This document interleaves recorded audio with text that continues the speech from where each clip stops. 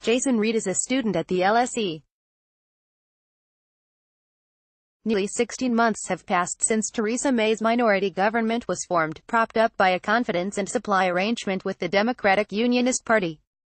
May defended the highly controversial and rather expensive deal forthrightly at the time, since she was starkly aware that simple arithmetic dictated her dependence on the support of the DUP in the Commons.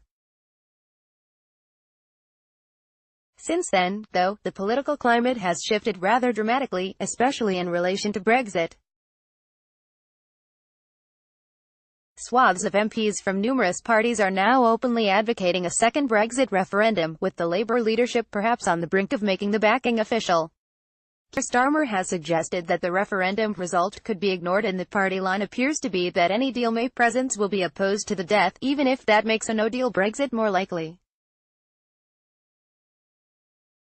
At the other end of the spectrum, the European Research Group, bolstered by the resignations of Boris Johnson and David Davis and the profile explosion of Jacob Rees-Mogg, has stepped up its activities and buttressed its standing in Parliament as the Brexiteer voice.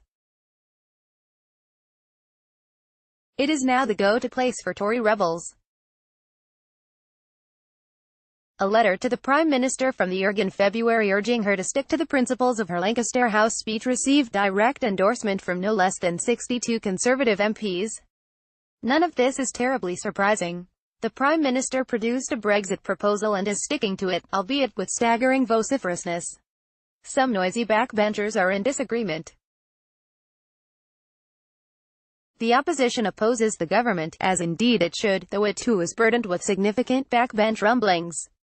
The DUP, though, does not seem to have noticed that any of this is happening. Its rhetoric has not changed at all since the election, so that, today, its comments look entirely misplaced.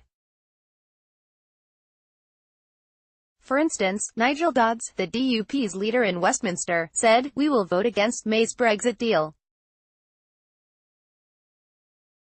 We will vote for our red lines." The most significant of those red lines by far is, of course, the party's opposition to any backstop or customs complications regarding the Northern Irish border. Similarly, Arlene Foster vowed to never allow any such compromise to be implemented through a Brexit deal, adding, "We are not bluffing."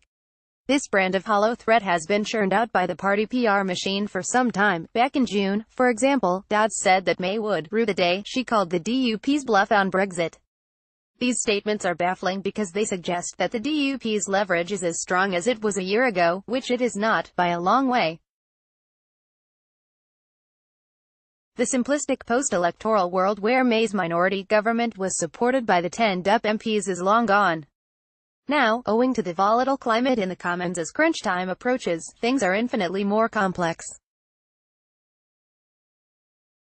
Clearly, it makes far more sense for May focus on appealing to her own MPs, and trying to win over some Corbyn-phobic Labour members, than allowing herself to be held hostage over arguably the most important issue in the Brexit negotiations for the sake of less than a dozen votes. Theresa May no longer leads a minority government teetering on the edge of plausible existence, held in place only by the strings Arlene Foster and Nigel Dodds twirl between their fingers. Rather, she heads up an embattled government and a deeply divided party, opposite an equally split Labour Party. Unequivocally, her ability to pass any Brexit bill through the Commons will depend considerably more on the mood in the two main parties than the Northern Irish vote.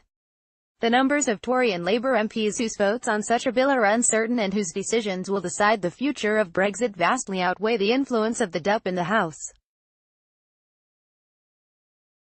Although still entirely valid on paper, the deal, signed last June, is now essentially worthless in practice. The threats sprouting from the top of the DUP are fading into nothingness, and the Prime Minister will continue to concentrate her energy where it is warranted.